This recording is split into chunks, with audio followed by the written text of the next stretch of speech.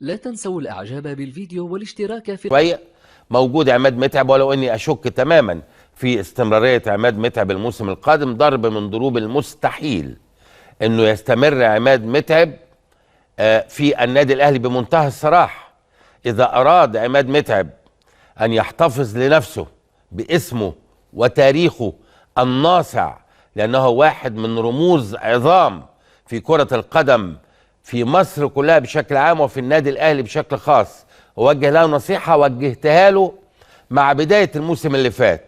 قلت له: عماد، لن يكون لك مكان في هجوم النادي الاهلي، ابحث اذا اردت عن نادي اخر او فلتعلن اعتزالك. هو شايف ان عنده المقدره، واحنا كمان شايفين ان عنده المقدره، ولكن مقدرته وفقا للرؤى الفنيه في النادي الاهلي لا تناسب النادي الاهلي. الكلام ده قلناه من سنه، وقد كان. لو حسبت مشاركات عماد متعب على مدار الموسم هتعدها بالدقائق، وهذا لا يليق باسم عماد متعب. عليه من الآن أن يرتب أوراقه، إما الرحيل إلى نادي آخر أو إعلان الاعتزال. بنقول هذا الكلام يا عماد من منطلق اعتزازنا بتاريخك الكبير وباسمك اللي انت حفرته بمجهودك.